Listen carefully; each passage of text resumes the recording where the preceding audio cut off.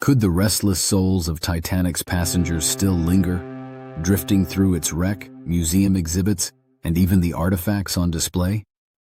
When the Titanic slipped beneath the waves in April of 1912, more than 1,500 lives were lost in the freezing Atlantic.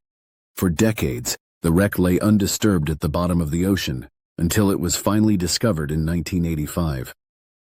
But explorers say the Titanic is not just a shipwreck, it is a graveyard, and perhaps something more.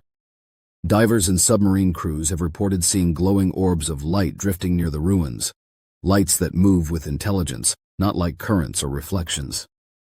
Some describe the sensation of being watched, as though unseen eyes followed them through the drowned corridors. There are also chilling accounts of auditory echoes, faint voices, distant music, even what some believe were SOS signals echoing back through the sonar, long after the last transmission was sent in 1912. One research team claimed to hear a signal so clear they thought it was interference from another vessel, but there was no ship nearby. Others speak of sudden cold spots inside their subs, or waves of emotion so strong they couldn't explain them. Fear, sadness, or overwhelming grief pressing down in the silence of the deep. To skeptics, these are tricks of pressure, isolation, and imagination. But to others, the Titanic wreck is not empty. It's alive with the energy of the thousands who perished there. A place where the veil between the living and the dead is thinner than anywhere else on Earth. The Titanic story did not end in the Atlantic. Over the years, thousands of artifacts have been raised from the wreck, and wherever they go, the paranormal seems to follow. At the Titanic Museum in Branson, Missouri, staff and visitors alike have reported eerie encounters. Some say they've seen the apparition of John Jacob Astor IV, one of the ship's wealthiest passengers, standing proudly on the replica grand staircase before vanishing into thin air. Others have spoken of sudden tears or waves of overwhelming emotion, as though the grief of that night still lingers in the air. Security cameras once recorded a Christmas tree being knocked over by unseen hands in a locked exhibit hall. Staff reviewing the footage could find no explanation. In Las Vegas, at the Titanic Artifact exhibition inside the Luxor Hotel, employees claim to have heard phantom laughter, faint strains of music, and even felt the jab of an invisible finger against their backs. One night, a guard swore he saw a shadowy orchestra playing in the empty gallery, echoes of the ship's musicians who famously played as the Titanic sank. And in Georgia, during a traveling Titanic artifact exhibition, investigators from ghost hunters recorded unexplained voices. One chilling EVP captured a faint, desperate plea, "No, please wait." Visitors reported cold spots that moved as though someone unseen was brushing past them, and cameras picked up glowing orbs darting between displays.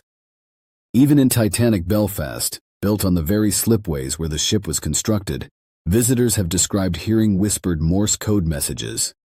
One woman recalled breaking down in tears when she heard the final frantic taps of Titanic's SOS signal, only to feel a hand on her shoulder and a voice behind her saying, "It's okay." When she turned, no one was there. For skeptics, these are simply coincidences, tricks of memory, suggestion, or emotion. But for those who felt it firsthand, Titanic's artifacts are more than history. They're conduits, objects soaked in the energy of a night when time stood still. Among the most chilling accounts tied to the Titanic are those of full-bodied apparitions, figures said to appear not only near the wreck, but in places forever connected to the ship's story. One of the most enduring legends is the Lady in Black. She has been reported at Titanic exhibits around the world, a sorrowful woman in dark mourning clothes, often seen standing silently near displays of jewelry or personal belongings. Witnesses say she looks so real, they've mistaken her for a costumed guide until she fades away before their eyes. Equally famous are sightings of Captain Edward J. Smith. In his former home in Staffordshire, England, visitors have described icy chills, disembodied footsteps, and the fleeting image of a naval officer in the upstairs rooms. In one Belfast pub, a photograph taken by patrons seemed to show a blurry, uniformed figure standing among them, later compared to portraits of Captain Smith himself. Some even claim his ghost has been seen at Titanic exhibitions. watching silently over the ship he commanded in death as in life. And then there are the reports of children's spirits, giggling, darting shadows, and small handprints appearing on the glass cases of Titanic museums. Staff say they've heard phantom footsteps running across empty galleries late at night, followed by the faint sound of laughter. Others swear they've glimpsed the unsinkable Molly Brown, Titanic's most famous survivor, her spirit appearing in Titanic-themed hotels or commemorative events. Always in period dress, she is said to smile warmly before vanishing into nothing. Whether these figures are true spirits, echoes imprinted by tragedy, or the product of grief and suggestion, one thing is certain: the Titanic's passengers and crew are not easily forgotten. More than a century later, their presence is still felt by divers, museum staff, and unsuspecting visitors who find themselves face to face with the past. Why do stories of ghosts and hauntings so often follow great tragedies like the Titanic? Psychologists suggest these experiences may be the mind's way of coping with grief and trauma.